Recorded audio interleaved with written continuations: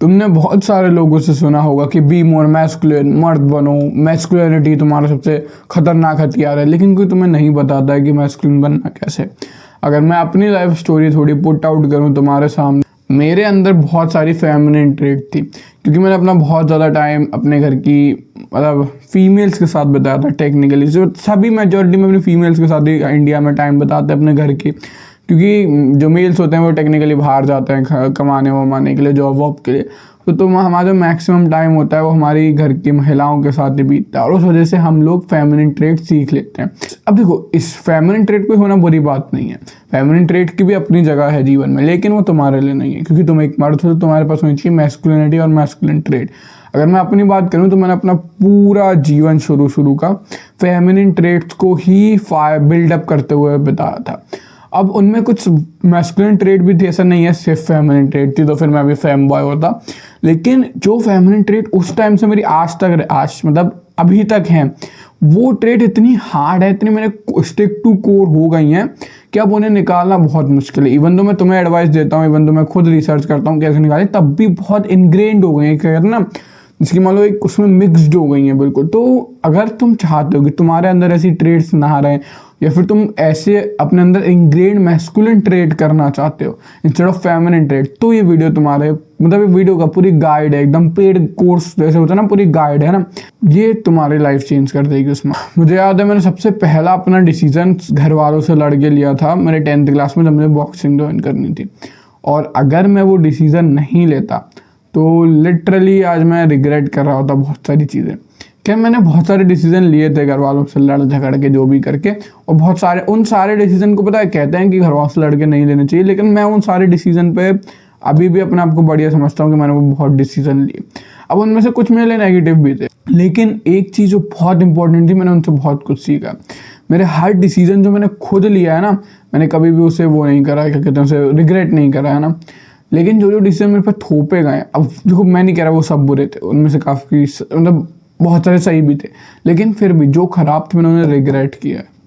लेकिन कभी भी तुम अपने डिसीजन रिग्रेट नहीं कर सकते, क्योंकि एटलीस्ट वो तुम्हारे थे, तुमने खुद अपने लाइफ का जो डोर होती है वो अपने हाथ में। अब मैं तुम्हें देखो मैस्कुलिनिटी को कुछ की पॉइंट में बताने वाला हूँ, ठीक है। मैस्कुलिनिटी को तुम एक अम्ब्रेला टर्म की तरह समझो, एक बहुत बड़ी चीज़, उसके नीचे बहुत सारी छोटी छोटी चीज़ें। अगर तुम हर छोटी छोटी चीज़ों को धीरे धीरे अपग्रेड करते रहोगे, धीरे धीरे उनमें बेटर होते जाओगे, तो तुम ऐसा ओवरऑल मैस्कुलिन मैन बन जाओ। अब मैं इस वाली गाइड को पार्ट्स में तोड़ दूंगा, हर की को एक एक पार्ट में डिवाइड कर दूंगा। देखो इसमें दो चीज़ें, एक तो मैं चाहूँगा कि तुम सारे पार्ट देखो शुरू से एंड तक, क्योंकि मैंने इन्हें लेवल वाइज वो करा है कि पहले इस पे काम करो तो तुम्हें अगले पे इसका कैरी ओवर मिलेगा, यानी अगर तुम इसे अच्छा कर लेते हो तो दूसरे वाले में तुम पहले से ही और लोगों से ऊपर हो गए। लेकिन फिर भी अगर तुम्हें लगता है कि किसी पॉइंट पे तुम अच्छे और किसी में अच्छे नहीं हो, तो तुम वहाँ पे थोड़ा जंप आउट करके देख सकते हो, तुम्हारी मर्जी है। तो पहला शुरू करते हैं बेस से। The base of masculinity is purpose. अब मुझे नहीं पता कि पर्पस तुम्हारे लिए कितना फैंसी टर्म है या फिर कितना न्यू टर्म है, लेकिन purpose is literally what dictates a man's life. जितने भी तुम अगर मैस्कुलिन मैन के एग्जांपल दोगे, चाहे अलेक्जेंडर द ग्रेट से लेके फिर गेंगिस खान हो, या फिर मतलब जितने भी तुम्हारे आइडल्स होंगे, कोई पॉलिटिशियन या फिर कोई भगत सिंह जी, उन सब के चलो मैं तुम्हें इंडियन एग्जाम्पल लेता हूँ, लेट्स से सुभाष चंद्र बोस जी का एग्जाम्पल लेते हैं। क्या तुम्हें लगता है अगर वो अपने पर्पस को अपना 100% नहीं देते, उन्हें अपने जीवन, मृत्यु, पीक टाइम जो मेल का होता है, उनकी जवानी सब दिया अपने पर्पस पर, देश की आज़ादी पे, क्या तुम्हें लगता है अगर वो अपने पर्पस से इतने ऑब्सेस नहीं होते तो आज क्या तुम उनके बारे में पढ़ रहे होते, उन्हें अपना आइडल मान रहे होते? देखो तुम्हें भी पता है, मुझे भी पता है, एक दिन हम सबको चले जाना है। जितना पैसा तुम कमा लोगे वो आगे चल के तुम्हें यूज़ नहीं कर पाओगे ना। तुम जितने भी लोग बहुत सक्सेसफुल भी हो जाते हैं वो भी अपना सारा पैसा यूज़ नहीं कर पाते। लेकिन एक चीज़ जो तुम्हारी रह जाने वाली हमेशा, जो तुम्हारे रहने के लिए, जिसका तुम्हारा जन्म हुआ है, जो छोड़ने के लिए, वो तुम्हारी लेगेसी। और लेगेसी बिल्ड होती है पर्पस को अपना डेडिकेट करने से, पर्पस पे सब कुछ देने से। अब सिर्फ लेगेसी बिल्ड करना ही नहीं, अगर तुम्हें अपनी लाइफ को बढ़िया करना है तो अपने पर्पस को अपनी प्रायोरिटी बना लो। जिस क्षण तुम्हारे पर्पस तुम्हारी प्रायोरिटी बन गए, उस टाइम दूसरी चीज़ें मैटर करना मतलब मैटर ही नहीं करती तुम्हारे। क्या तुम्हें लग रहा है सुभाष चंद्र बोस जी के परिवार में दिक्कतें नहीं होंगी? क्या तुम्हें लगता है उनके फिजिकल हेल्थ वेल्थ पे दिक्कत नहीं होगी? उनके सब होंगी। क्या वो मैटर करती हैं? वेल, बड़ी रियलिटी में मैटर करती हैं, लेकिन क्या वो उनके लिए उतनी मैटर करती हैं? क्या वो उन्हें उतना हार्ट करती हैं? क्या वो उनको उतना फील होती हैं? नहीं होती होंगी, मुझे 100% पता है। रीज़न था अपने पर्पस पे 100% डेडिकेशन। और ये सबसे ज़्यादा मैस्कुलिन ट्रेट है, सबसे ज़्यादा मैस्कुलिन ट्रेट, ये बिल्कुल बेस है मैस्कुलिनिटी का। इसके बिना तुम बहुत सारी चीज़ों पे काम कर लोगे लेकिन वो सारी गिर जाएंगी। जैसे तुम्हारे पे एक हवा का झोंका, एक हार्डशिप आएगी, जैसे कोई मुसीबत आएगी, सारे गिर जाएंगे। लेकिन ये बेस है, कितनी भी मुसीबत आ जाएगा तुम्हें पता है कि तुम अपने पर्पस पे काम करते रहोगे तो तुम बढ़िया बन जाओगे, तो तुम उधर काम करते रहोगे। मुसीबत आई, अबे आ गई तो क्या करें, पर्पस पे काम करो। दिक्कत आई, अबे यार शिट में बंदी छोड़ोगे, अब मुझे हार्ट हो रहा है, लेकिन क्या करें, पर्पस पे काम तो ज़रूरी है। मेरे डेली टास्क, मंथली टास्क पूरे करने ज़रूरी है, चलो काम करो काम करो। यही है जो तुम्हारी लाइफ को ड्राइव कर सकती है। बहुत सारी आगे वाली जो मैं चीज़ें तुम्हें बताऊंगा इमोशंस के और बहुत सारी चीज़ें, वो पर्पस से ही बहुत कैरी ओवर लोगे। अगर तुम्हारे पास एक पर्पस, इस पर तुम ऑब्सेस्ड हो, बहुत ज़्यादा कैरी ओवर लोगे। अब क्योंकि ये गाइड है तो पर्पस को समझाते हैं तुम्हें डिटेल में कि उसे अपना पता ऑब्सेस कहना होता है। अब देखो, तुम्हें ह्यूमंस की एक साइकोलॉजिकल थिंग है कि तुम जिसको भी जितना ज़्यादा टाइम इन्वेस्ट करोगे, जिस भी चीज़ में, कुछ भी हो सकता है, उस चीज़ को तुम उतना ज़्यादा अपना डेडिकेटेड हो जाओगे उस चीज़ से रिलेटेड। फॉर एग्जाम्पल, अगर तुम अपना दिन का मतलब 14 घंटे डेली एक शो देखो, है ना, तुम्हारे थोड़े टाइम बाद उस शो से इतनी फीलिंग जुड़ जाती है कि उसके कैरेक्टर के मरने पे तुम रोने लगते हो, उसके कैरेक्टर के जीतने पे तुम खुश होने लगते हो, विलन का कुछ ऐसा करे जो तुम्हें लगा अरे ये क्या हुआ, तो तुम्हें गुस्सा आता है, तूने ये क्यों करा, शिट यार देखना वो उसने ये करा। जब तुम्हारे एक शो से इतनी फीलिंग जुड़ सकते हैं तो पर्पस तो फिर भी तुम्हें रियल लाइफ को कहीं ना कहीं इन्फ्लुएंस कर रहा है। अब इसमें क्या करना है, सबसे बेसिक चीज़, फर्स्ट स्टेप ये है, सुबह उठते ही कुछ ना कुछ ऐसा करो, मतलब ऐसा बोलो या ऐसा पढ़ो, जैसे इमेजिन करो, विजुअलाइजेशन करो जो तुम्हारे पर्पस से लिंक हो। विजुअलाइज करो अपने पर्पस पे, कुछ भी हो सकता है वो, उस पर काम करते हुए खुद को विजुअलाइज करो कि तुम अपने पर्पस पे काम कर रहे हो, तुम्हें धीरे धीरे करके सक्सेस मिल जाती है। सुबह उठते ही करना है सारी चीज़ें, या फिर तुम सुबह उठो, तुम्हारा फ़ोन खोलो, तुम्हारे फ़ोन का वॉलपेपर होना चाहिए तुम्हारा पर्पस से रिलेटेड कुछ ना कुछ, तुम्हारे मंथली गोल, डेली गोल, ईयरली गोल, कुछ ना कुछ, है ना। मैं तो कहूँगा डेली टास्क भी हो सकते हैं, ठीक है, तुम्हारे पर्पस से रिलेटेड डेली टास्क की आज एक वीडियो रिकॉर्ड करनी है, एक एडिटिंग करनी है, एक ये थंबनेल बनानी है, एक नया इसकी स्क्रिप्ट लिखनी है, कि इस वाली बुक का ये वाला टॉपिक फिर से पढ़ना है। ये सारी चीज़ें जो होती हैं ये तुम्हें ऑब्सेस बनाएंगे उस। अब इसका ही तुम आगे पार्ट ले जा सकते हो, उस चीज़ पे अपना दिनचर्या पूरा रिवॉल्व करा दो। तो अभी अगर तुमने मेरी लास्ट वीडियो देखी होगी रूटीन की, या तो वो इसके पहले आएगी या इसके बाद आएगी, तुम देख लेना। वो रूटीन वाली वीडियो में मैंने बताया कि कैसे मैंने अपने डे का स्ट्रक्चर कर रखा था, वो पूरा अपने वर्क को प्रायोरिटी रख के, है ना, और सारी चीज़ों को सेमी प्रायोरिटी देके। वैसे ही तुम्हें करना है, अपना पूरा दिन का जो स्ट्रक्चर है वो तुम्हें अपने पर्पस के अराउंड रिवॉल्व करवाना है, यानी वो चीज़ करो जो तुम्हारे पर्पस को इम्प्रूव करे। फॉर एग्जांपल, अगर तुम जोन 2 कार्डियो करना चाहते हो तो instead of doing a zone 2 cardio ऐसे ये कर लिया कभी भी, जोन 2 कार्डियो को ऐसे स्ट्रक्चर करो कि उसके बाद तुम्हें फ्री टाइम मिले तो तुम अपने पर्पस को देखो। क्योंकि तुमने अभी स्टडीज़ पढ़ी होंगी कि वर्कआउट करने के बाद कार्डियो स्पेशली तुम्हारा दिमाग फोकस होता है, तुम ज़्यादा फोकस कर पाते हो, ज़्यादा अच्छा काम होता है। तो उस ज़्यादा अच्छे वाले पीरियड को अपने काम पे दो, और ऐसे ही करके तुम अपने सारे पूरे दिन को स्ट्रक्चर करो कि इस टाइम मैं खाना नहीं खाऊंगा क्योंकि इस टाइम मुझे अपने पर्पस पे काम करना होता है। मुझे पता है इंसुलिन स्पाइक जब आता है तो मेरा दिमाग स्लो हो जाता है। इस टाइम मैं ये चीज़ नहीं करूँगा क्योंकि मुझे पता है, क्योंकि मुझे आगे चल के इसका कैरी ओवर मेरे पर्पस में मिलेगा, तो मैं इस टाइम करूँगा, ऐसे करूँगा। वैसे करके अपने पूरे दिन शेड्यूल करो, और जब तुम अपने दिन अपने पर्पस से शेड्यूल करके जीने लोगे तुम्हारी ऑब्सेशन बढ़े। तीसरी चीज़, keep following the guy who are high above you in your purpose, या फिर इन योर फील्ड, या फिर जो भी तुम समझ पा रहे हो। देखो, ऐसा नहीं है कि ऐसा कोई भी बंदा है तुम्हारे रिलेटेड फील्ड में जो कि तुमसे अच्छा नहीं होगा अभी, और ऐसा भी नहीं है तुम उसे फॉलो नहीं कर सकते। उसका इंस्टाग्राम होगा, उसका ट्विटर हैंडल होगा, उसका यूट्यूब होगा, या फिर ट्विच होगा, स्ट्रीमर होगा, कुछ ना कुछ तो वो तुमसे अच्छा कहीं ना कहीं दिखा रहा होगा। वहाँ से उसे फॉलो करो और उसके बारे में जानो, पहचानो, उस पर अपना टाइम दो।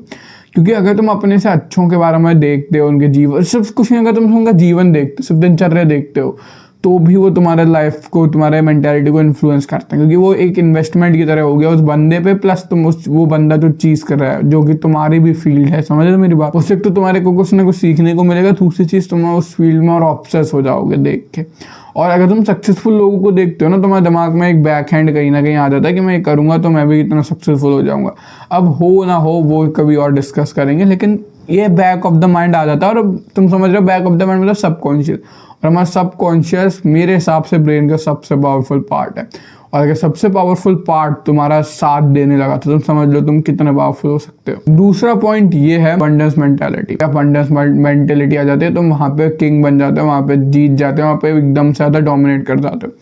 अबंडेंस मेंटालिटी होती क्या है? अगर मैं तुम्हें किसी राजा की तिजोरी में रख दूं, है ना, और अगर तुम्हें पता है कि तुम्हारे पास इससे भी बड़ी तिजोरी है, ऐसी तिजोरी है, या फिर तुम्हारे पास इतना सोना है, तो तुम उस तिजोरी में से चोरी नहीं करोगे। लेकिन अगर तुम्हारे पास मेंटालिटी ऐसी है तुम्हारे पे भिखमंगो वाली की, मतलब तुम्हारे पास पैसा ही नहीं है, ये नहीं है, वो नहीं है, तो तुम वहाँ से चोरी करोगे। अब बहुत ज़्यादा मेंटालिटी जो होती है तुम्हारी रियलिटी शेप करती है, लेकिन तुम पहले अपनी मेंटालिटी को शेप करके अपनी रियलिटी चेंज कर सकते हो। फॉर एग्जांपल, अगर तुम्हारी किसी भी चीज़ को लेके, लेट्स से अगर तुम्हारी वुमेन को लेके अबंडेंस मेंटालिटी है और तुम्हें दिख रहा है सामने वाली वुमेन तुम्हें भाव नहीं दे रही है, कुछ ऐसा हो रहा है जो तुम्हें लग रहा है बुरा है, तुम उसे तुरंत छोड़ दोगे, है ना। अब टेक्निकली तुम्हारी लाइफ में भी अबंडेंस नहीं है वुमेन की, लेकिन तुमने पहले अपनी मेंटालिटी बदली, तब जाके उसका कैरी ओवर तुम्हें मिलेगा, उसका पॉजिटिव लूप इफेक्ट कहते हैं, क्या कहते हैं, वो तुम्हें जाके मिलेगा कि तुम्हारे एक ना एक टाइम पे धीरे धीरे तुम्हारी अबंडेंस सही में आ जाएगी, रियलिटी में हो जाएगी।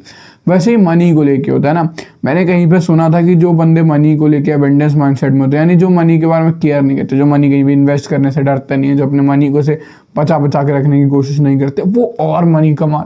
अब तुम कह सकते हो कि उनके पास मनी था इन्वेस्ट करने के लिए, या मैं सिर्फ उन्हीं की कहानी पढ़ता हूँ जो सही में सक्सेसफुल हुए, जो फेल हो गए, मैं उनकी कहानी कभी पढ़ी नहीं, हमने।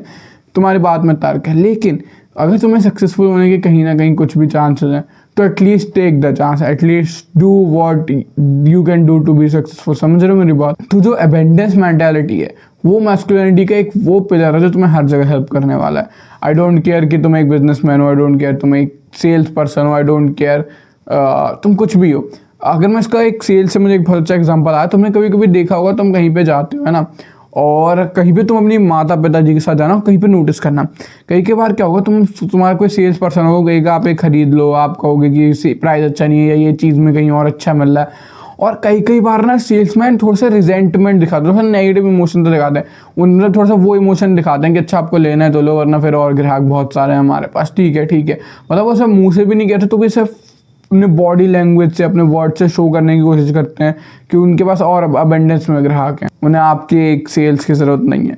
और कई बार क्या होता है, आप उनसे खरीद लेते हो बहुत ज़्यादा। देखना तुम, एक वो बंदा होगा जो कन्वेंस करने की कोशिश कर रहा होगा, एक वो बंदा होगा जो मतलब अबंडेंस दिखाएगा, जो मतलब जो बहुत ज़्यादा कन्विंस करने की कोशिश कर रहा होगा, जो अबंडेंस दिखाएगा। देखना उसमें से मेजॉरिटी ऑफ द लोग अबंडेंस वाले का ले लेते हैं।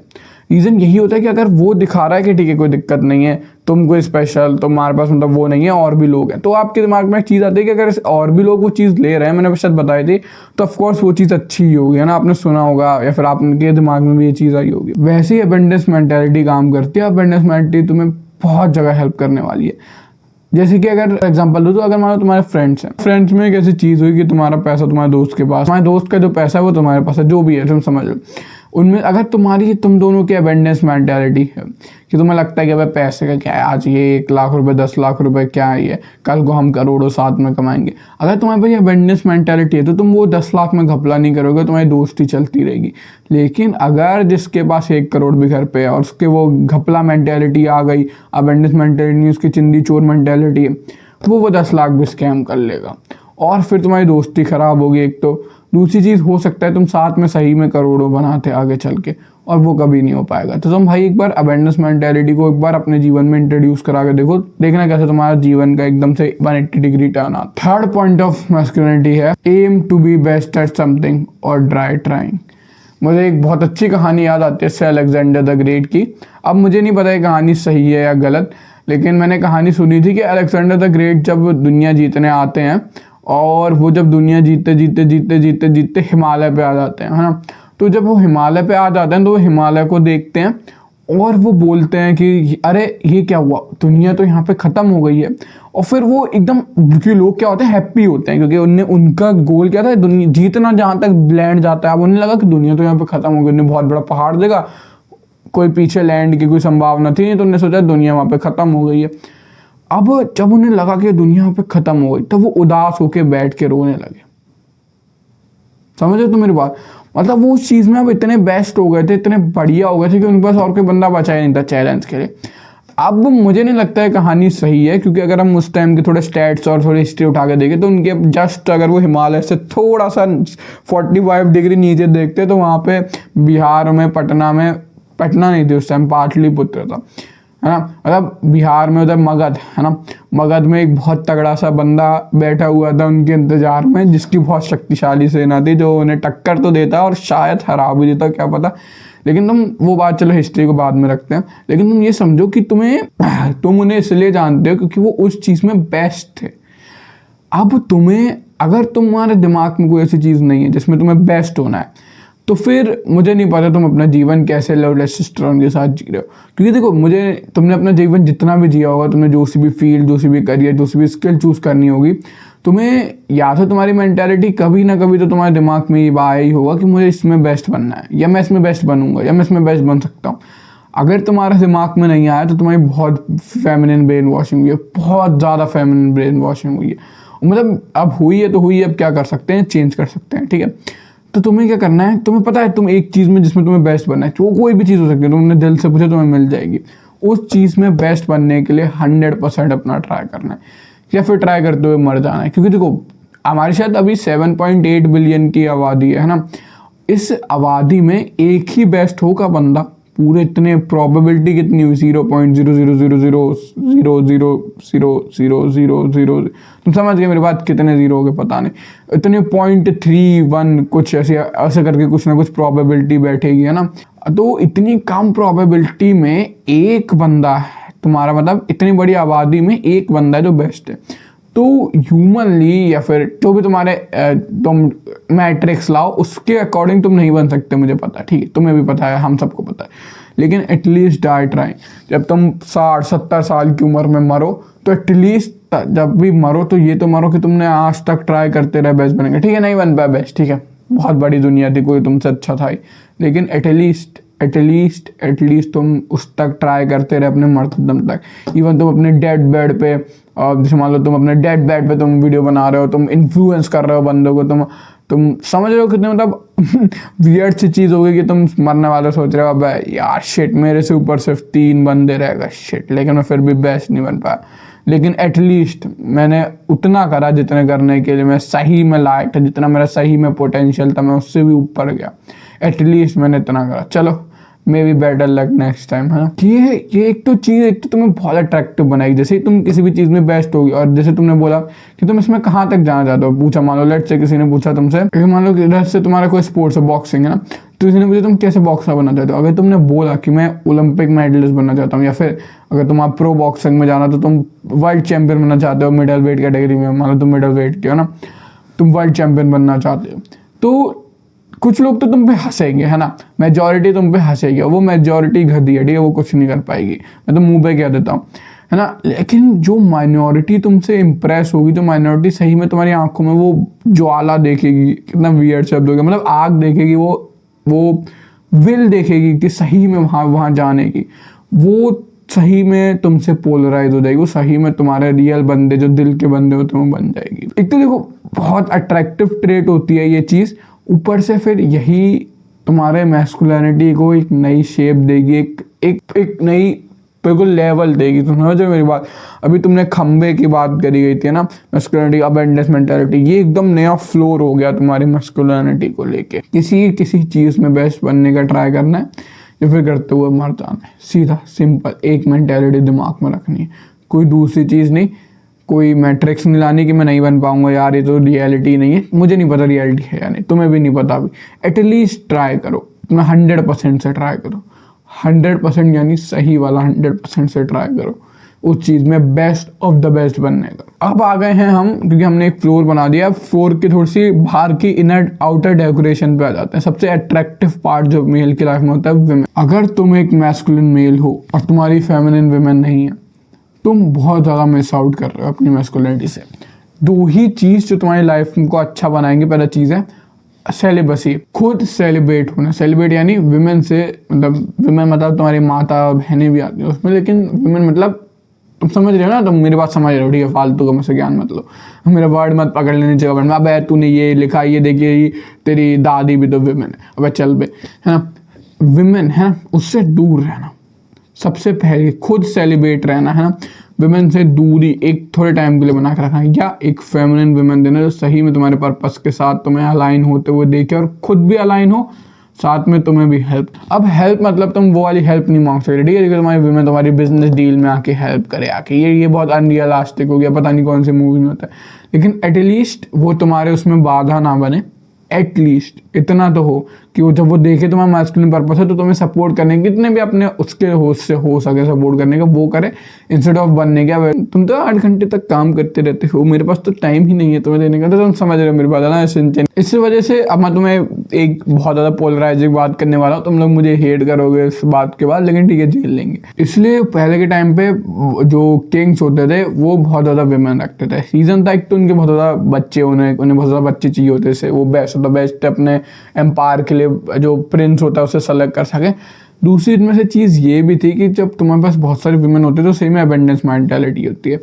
अब शायद मैंने एक बहुत फेमस कवि की एक लाइन थी कहीं पे, मैंने मेरी शायद हिंदी वाली मैम ने मुझे पढ़ा था, उसमें ना क्या होता है, एक राजा होता है, वो राजा क्या करते हैं, उनकी एक नई नई शादी होती है ना, वो बहुत सुंदर लड़की होती है, लेकिन वो लड़की थोड़ी सी एज में कम होती है, ठीक है, पहले हो जाती थी शादी टीन एज, तो वो राजा बूढ़े क्या बड़े होते हैं ना, तो वो राजा का क्या होता है, जब वो शादी हो जाती है तो कई दिनों तक अपने कमरे में ही रहते हैं, मतलब हर चीज़ अपना बेसिक काम करके कमरे में घुस गए, कोई प्रजा से रिलेटेड काम नहीं है ना, तो कमरे में ही उसके साथ रहते हैं, बातें करते रहते हैं, गेम खेलते रहते हैं, आप अपने वाले गेम खेलते रहते हैं, समझे तो मेरी बात। तो वो जो कवि होते हैं वो लिखते हैं कुछ ना कुछ, हिंदी की पोएम थे मुझे एग्जैक्टली याद नहीं, लेकिन उसका अर्थ ये होता है, तात्पर्य ये होता है कि अभी तो ये कली है, अभी से तुम इतने हो, जब ये फूल बन जाएगी तब तो तुम वो पागल हो जाओगे, ऐसे करके कुछ होती है उसकी। अगर तुम में से किसी ने पढ़ी, शायद कालिदास थे या कोई थे, तो मुझे नीचे बता देना है ना, वैसे टाइम स्टैम्प पे मेंशन करके, मैं पढ़ूंगा ज़रूर। तो राजा को शर्म आ जाती है, राजा रूम से बाहर आ जाता है और अपने काम कंटिन्यू करता है पर जाके। तो यही रीज़न होता है, अगर तुम एक विमेन से ऑब्सेस्ड हो जाओगे तो फिर तुम अपना काम नहीं कर पाओगे, ऊपर से उस विमेन के इमोशन तुम्हें इन्फ्लुएंस करेंगे।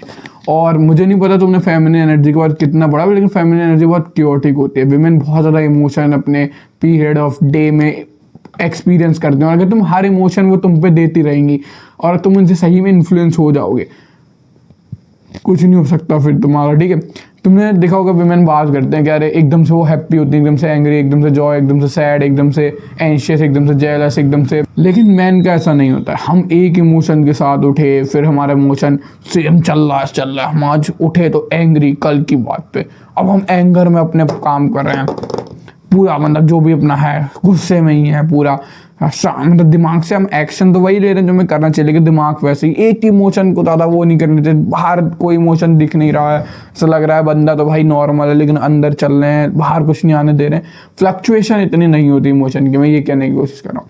तो अगर तुम्हारे पास मल्टीपल विमेन होती हैं, अब देखो इसके बहुत ज़्यादा वो होते हैं, देखो तुम मुझे हेट कर सकते हो, लेकिन मल्टीपल विमेन होने से क्या होता है, तुम एक तो एक पे ऑब्सेस नहीं होगे, दूसरे एक के इमोशन तुम्हें इन्फ्लुएंस नहीं कर पाएंगे। बहुत सारे विमेन के डिफरेंट इमोशन जाके तुम्हें ऐसा बना देंगे थोड़े टाइम में कि तुम विमेन के इमोशन तुम पे वो नहीं कर पाएंगे, हावी नहीं हो पाएंगे। अब तुम मुझसे कह सकते हो टैक्टिक्स बेकार है, तुम मुझसे बहुत सारी चीज़ें दे सकते हो मुंह पे मार के कि कैसे तुम मैं पॉलीगामी प्रमोट कर रहा हूँ, ये जो भी कर रहा हूँ मैं, ठीक है, वो सब छोड़ते हैं। लेकिन मैं तुम्हें एटलीस्ट ये कह रहा हूँ कि जिसे मैंने तुम्हें पॉइंट रखी कि अपने विमेन को प्रायोरिटी मत बनाओ, दूसरी चीज़ विमेन को अपने इमोशंस पे, विमेन के इमोशन को, अपने इमोशन को काबू मत करना, तो समझ लो मेरी बात। तीसरी चीज़, या तो तुम सेलिब्रेट हो जाओ, या तो एक फेमिनिन विमेन रखो जो तुम्हारे पर्पस के साथ अलाइन हो और पर्पस को वो करे, ठीक है। और सेलिब्रेट होने में कोई बुरी बात नहीं है।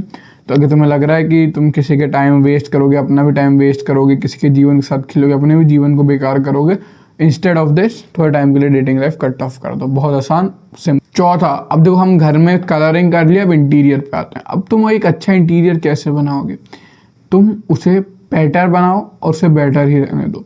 Never take disrespect, always be ready to walk out. एक अच्छा इंटीरियर बनेगा तुम्हारी मेंटालिटी को बढ़िया करके, और वो अच्छा इंटीरियर तभी रहेगा घर का जब तुम वहाँ पे उस इंटीरियर को किसी को ख़राब नहीं करने दोगे। अब ख़राब कैसे नहीं करने दोगे, तुम्हें पता नहीं है जो तो लोग होते हैं जो तुम्हारे अपने होते हैं, उनके वर्ड तुम्हें कितना ज़्यादा इन्फ्लुएंस करते हैं, और अनजाने ना जाने में तुम वो वर्ड्स को अपने दिमाग के सबकॉन्शियस में कैसे ऐड करते हो।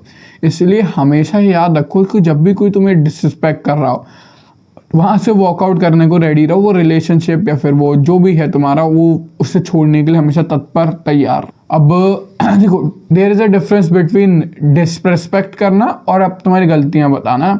अगर कोई तुम्हारी रिस्पेक्टफुली गलतियाँ बता रहा है कि तूने ये गलत करा, ये गलत करा, वो और वो तुम्हें बंदा सही में ऐसा है जिसकी तुम बात सही में सुनते, तुम्हें बहुत बार कवर कर रखा है, तुम्हारा मेंटोर या तुम्हारा भाई या फिर तुमको ऐसा रिस्पेक्टेड बंदा, तो ठीक है, वो गलतियाँ बताना होगा। लेकिन कोई तुम्हें देखा है कोई बंदा तुम्हें ब्लंट डिसरिस्पेक्ट कर रहा है, या फिर वो जब भी तुम जाते हो तुम्हें कहीं ना कहीं डिसरिस्पेक्ट करते, कहीं ना कहीं कुछ नेगेटिव देते, तो हमेशा वहाँ से वॉकआउट होने के लिए रेडी रहो। मे बी सामने वाले को हर्ट करे, मे बी कुछ हो, मुझे इससे मतलब नहीं, तुम्हें भी नहीं होना चाहिए। वहाँ से वॉकआउट कर जाओ, रिलेशनशिप से लीव कर। अब कई बार मैंने देखा है, तो वो जो बंदा होता है वो तुम्हारा बहुत क्लोज वन होता है, may be your wife, may be your girlfriend. देखो, जब ऐसा सिनेरियो है ना, कि वो तुम्हारे पिताजी माताजी भी हो सकते हैं, तो तुम दो ही चीज़ कर सकते हो रियलिस्टिकली। पहली चीज़, सबसे फर्स्ट स्टेप, उन्हें समझाओ बैठा के कि यार देखो मेरी बात समझो, तुम ऐसा नहीं बोल सकते, मुझे ऐसा अच्छा नहीं लगता तुम्हारे शब्द इस वाली टोनैलिटी में होना, प्लीज़ अपने आप को थोड़ा सा बदलो, या फिर ये वाले वर्ड मेरे सामने यूज़ मत करेगा, तुम अकेले मेरी बुराई करो। चलो, दूसरी चीज़, क्योंकि देखो पहली वाली काम करे ना करे मुझे नहीं पता, लेकिन हो सकता है नहीं करे, क्योंकि अगर वो तुम्हें ऐसे जानबूझ के डिसरिस्पेक्ट कर रहे हैं तो उन्हें पता है तुम्हें हर्ट हो रहा है, फिर भी वो कर रहे हैं। दूसरी चीज़, वॉकआउट। वहाँ से भी तुम्हारे पेरेंट्स से तुम्हारे थोड़े टाइम के लिए रिलेशनशिप डायनामिक ख़राब होंगे, मे बी तुम्हें गर्लफ्रेंड छोड़ सकते हैं, मे बी तुम्हें वाइफ को डिवोर्स हो सकता है, लेकिन ओवरऑल तुम्हारी लाइफ बढ़िया होगी। इस बात पे भी मुझे हेट मिलेगी और मुझे पता है बहुत ज़्यादा हेट मिलेगी, लेकिन एक वाइफ जो तुम्हें डिसरिस्पेक्ट करती है is always worse than being a man with no women, always।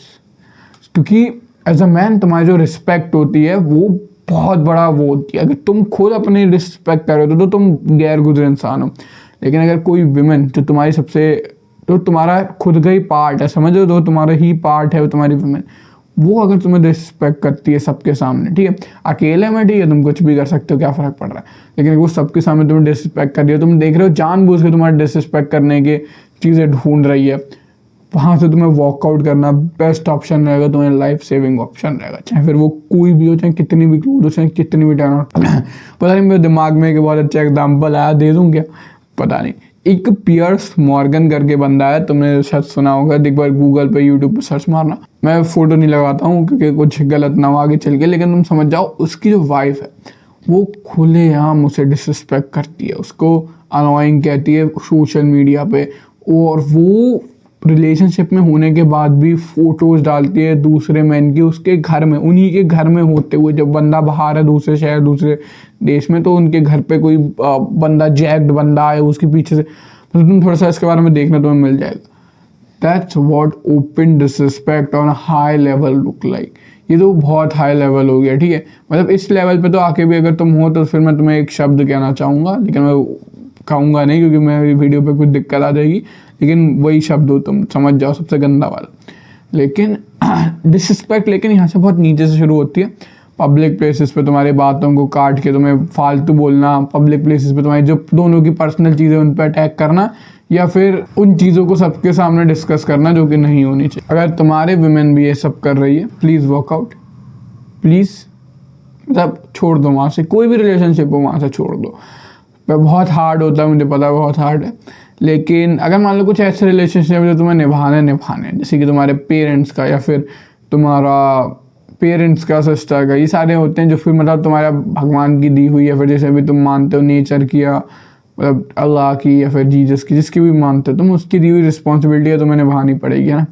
लेकिन एटलीस्ट तुम डिस्टेंस से ही निभाओ, ठीक है। सुनने में बहुत हार्श लग रहा होगा, तुम मुझे गाली भी लिख सकते हो, नीचे कमेंट सेक्शन खुला हुआ है, तुम्हारी मर्जी है, लेकिन यहाँ पे मैं तुम्हारे बेनिफिट की बात कह रहा हूँ, मैं तुम्हारे साथ हूँ, तुम्हारे अलग नहीं हूँ, हम दोनों वर्सेस यहाँ पे पूरी दुनिया चल रही है जो तुम्हारी मेंटालिटी को ख़राब करने वाले, तुम्हारी मैस्कुलिनिटी के घर को तोड़ने वाली है। तो अगर मैं तुम्हारी मदद कर रहा हूँ वहाँ घर बनाने में, तो तुम समझो कि मैं चाहता हूँ कि वो प्रोटेक्टेड रहे, वो अच्छा और सुंदर लगता रहे, और ये लोग जो हैं, चाहे तुम्हारे पेरेंट्स क्यों ना, इसे तोड़ने के पीछे पड़े हुए हैं, तो तुम समझो मैं तुम्हारी टीम में हूँ, तुम्हें बुरा नहीं सिखा रहा हूँ कुछ भी, मेरी बात समझो एक बार। 5वां पॉइंट है फ्रेम। अगर मैं एक बात करूं एक बंदे की, तो उसने अपने जीवन में क्या कमाया होता है, उसने अपने जीवन में एक विचारधारा कमाई होती है जो कि वो पूरे जीवन कैरी करता है और उसके साथ मर जाता है। वो विचारधारा बनती है सिर्फ ना कि उसके नॉलेज से, ना कि उसके यूट्यूब से या फिर फैक्ट से या फिर जो वो सीखता है उससे, वो बनती है इन सारी चीज़ों प्लस उसके रियल लाइफ एक्सपीरियंस प्लस जो उसने देखे हैं प्लस जो उसने सुने हैं। मतलब वो सारे जो भी उसके कॉग्निटिव फंक्शंस हैं, जैसा उसने फील करा है, कॉग्निटिव फंक्शन के सारे जो रिस्पॉन्स होते हैं वो दिमाग में इकट्ठे होकर उसकी विचारधारा को बनाते हैं। उस विचारधारा को तुम्हारा फ्रेम बोला जाता है। अब जो तुम्हारा फ्रेम होता है वो बिल्कुल उस फेंस की तरह है घर की, जो कोई नहीं भेज सकता है, कोई भी नहीं। जैसे ही कोई बंदा वो फ्रेम तोड़ने की कोशिश करता है, वो फेंस तोड़ने की कोशिश करता है, तुम्हें उसे वहीं पे नॉकआउट करना है, वहीं से उसे बाहर कर देना है। अब देखो, तुम्हारा जो फ्रेम है वो हर बार सोसाइटी चैलेंज करेगा। सोसाइटी में विमेन, तुम्हारे दूसरे लोग सब इसे चैलेंज करेंगे। ये कभी भी लूज नहीं करना है। अपनी विचारधारा को, अपने जीवन की धारणाओं को चेंज नहीं करना है। कब चेंज करना है? जब सामने वाला बंदा सही में वो बंदा हो जिसकी वजह से तुम अपनी विचारधारा चेंज करोगे और तुम्हें बेनिफिट मिलेगा, या फिर तुम्हारी विचारधारा किसी चीज़ को लेके फैक्चुअली ही खराब है, यानी तुम मानते हो कि सिगरेट पीने से कुछ नहीं होता और रियलिटी ऐसी नहीं है, ठीक है। लेकिन मोस्ट ऑफ द टाइम ऐसा नहीं होगा कि वो बहुत ज़्यादा ही तथ्य वाली बात करके तुम्हारी विचारधारा, तुम्हारा फ्रेम चेंज करने की कोशिश करें। और कई बार तो ऐसा होगा कि वो तुम्हारे फ्रेम को, विमेन स्पेशली फ्रेम को चैलेंज करेंगी, देखने के लिए कि क्या तुम अपना फ्रेम होल्ड कर पाते हो नहीं। अगर तुम अपना फ्रेम होल्ड कर लेते हो तो वो तुम्हारे फ्रेम के अंदर आ जाएंगे धीरे धीरे करके। लेकिन अगर तुम अपना फ्रेम होल्ड नहीं कर पाते हो, बिना फैंस के घर पता है कितना जल्दी लूट जाता है तुम्हें, समझो कितना जल्दी खराब होता है, समझो। तो how to create your frame या how to understand your frame. देखो, क्रिएट फ्रेम कैसे करना है, सबसे पहले उसके लिए अंडरस्टैंड करना पड़ेगा कि फ्रेम कैसे बना है। मैंने ये एक्सरसाइज पहले ही बता रखी है। एक कॉपी लेके बैठो और सोचो कि तुम्हारे दिमाग में तुम्हारे से लेके क्या क्या चीज़ें हैं जो कि इनबिल्ट हैं। जैसे तुम, ये थॉट्स है जो तुम्हें आती हैं, या ये जीवन को लेके चीज़ है जो तुम्हें पता है ये ट्रू है। फिर वो लिखो कि ये कहाँ से आई हैं, ये जो विचार तुम अपने बारे में रखते हो, या ये जो तुम्हारा बायस है किसी भी चीज़ों को लेके कहाँ से बना है। फिर उन्हें और डिवाइड करो कि जो बायस जैसे बना है, क्या वो बहुत ज़्यादा इंटेलेक्चुअल है, फिर बहुत ज़्यादा अच्छा तरीका है बनने का, या अच्छा तरीका नहीं है। फिर उसके बाद उन्हें और डिवाइड करो, अच्छा तरीका, बुरे तरीके के बाद, क्या इनमें से कौन कौन सी चीज़ें हैं जो सही में मेरी लाइफ को अच्छा करें। जैसे हो सकता है तुम्हारा बायस है कि तुम बहुत ही ज़्यादा एकदम तगड़े स्पीकर हो, ठीक है, तुम्हारा मेंटालिटी है। अब ये मेंटालिटी इनबिल्टली गलत है, ठीक है। तुम कहोगे कि मैं तो मेरे ईगो से आई है, या फिर मेरे दोस्तों ने ईगो इन्फ्लेट करा मेरा, उससे आई है। तो ये इसका वे भी अच्छा नहीं है और ये मेंटालिटी भी ट्रू नहीं है। लेकिन क्या ये तुम्हारी हेल्प कर रही है? क्या ये तुम्हें किसी के सामने फ्लुएंट बोलने में मदद करी है? क्या ये तुम्हें कैमरा के सामने बढ़िया बोलने में मदद करी है? कर रही है तो उसे अपने पास रखो। ऐसे करके तुम अपनी विचार धारणाएं जो हैं तुम्हारी, उन्हें अपने पास रख सकते हो इकट्ठी करके। उसके अलावा बाकी सबको क्रॉस कर दो। अब तुम्हें यहाँ से जो विचार धारणा है, तुम्हें वो वाली भी मिल जाएंगी जो तुम्हें गिरा रही है, नेगेटिव कर रही है।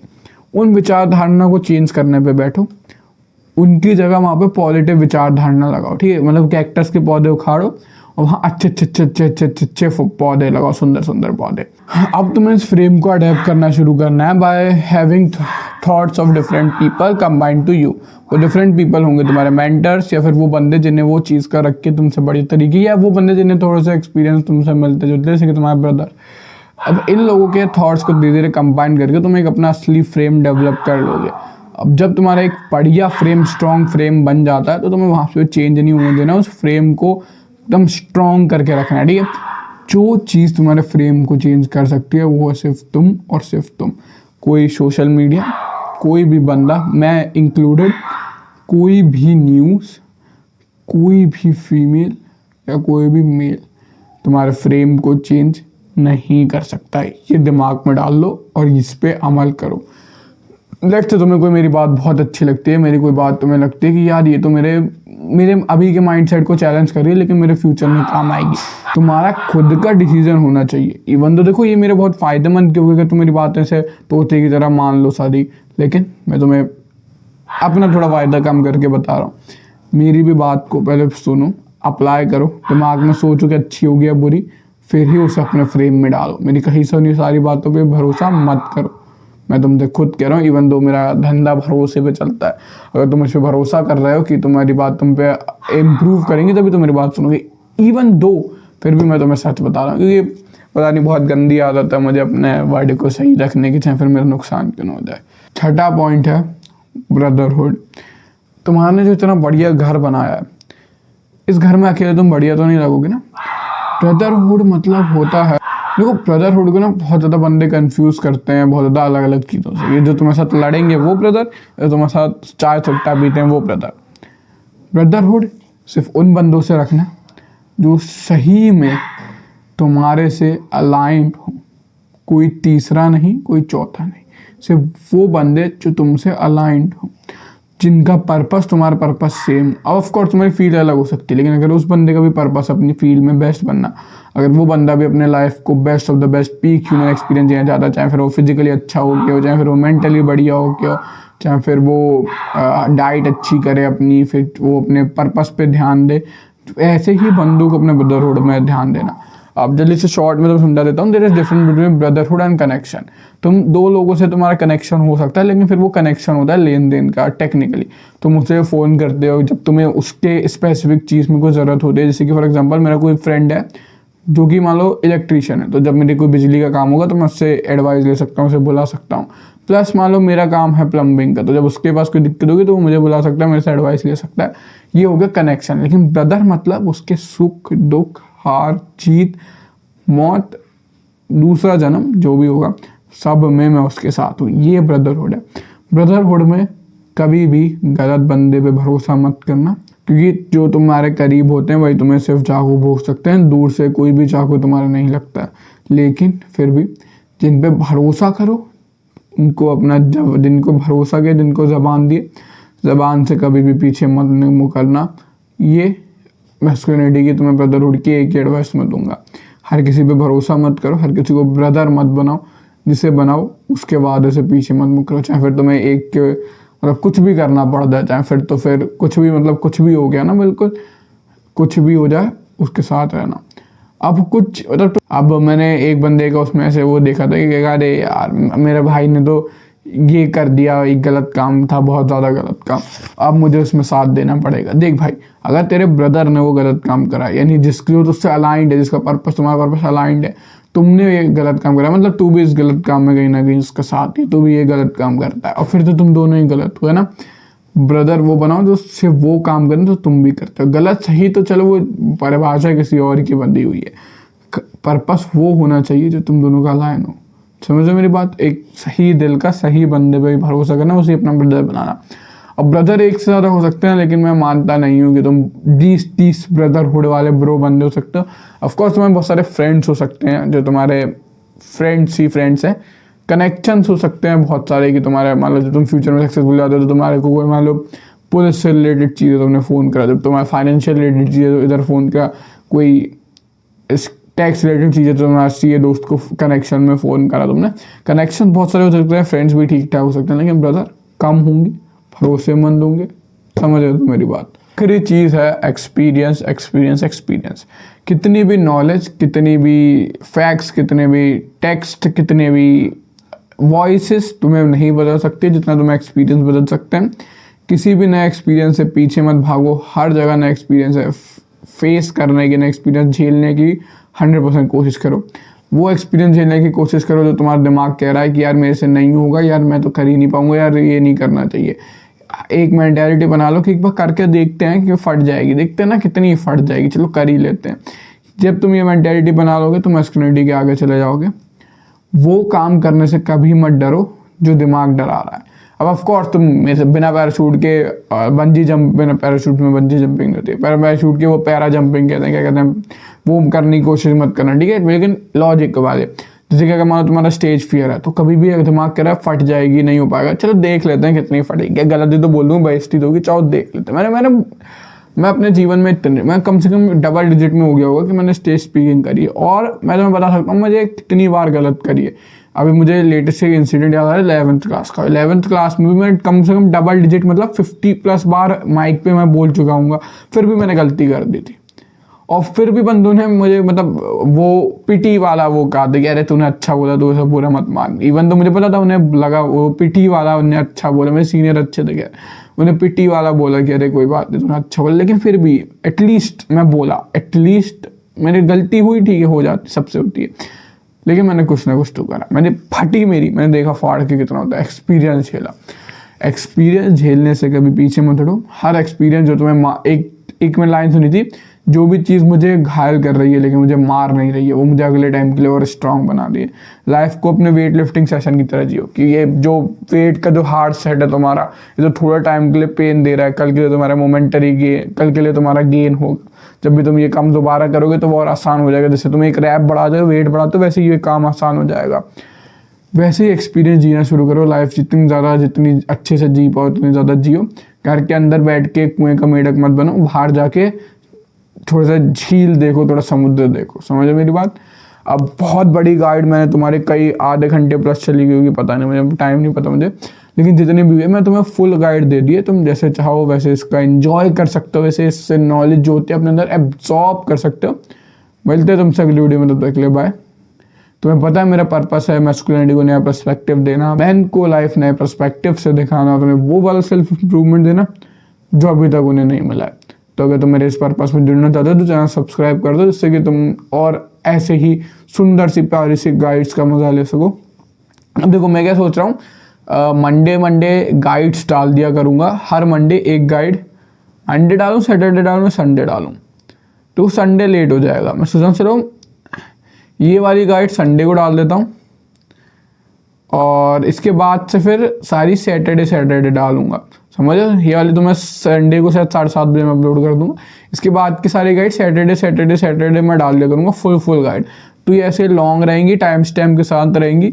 अगर तुम्हें चाहिए मेरी फुल गाइड इसमें की प्योर नॉलेज होती है, क्योंकि मैं कट सीन वर्ड सीन तो रखता नहीं, प्योर नॉलेज, तो लाइक कर दो तो मुझे थोड़ा सा अंदाज़ा मिल जाएगा कितने लोगों को ये अच्छी लगी, कितने लोगों ने इतने एंड तक देखी है। तो बहुत लंबी हो गई होगी, मुझे नहीं पता किसी का अटेंशन स्पैन इतना होगा अभी। चलो मिलते हैं अगली वीडियो में, तब तक के लिए do what bottom 99% on doing. मिलता है ना।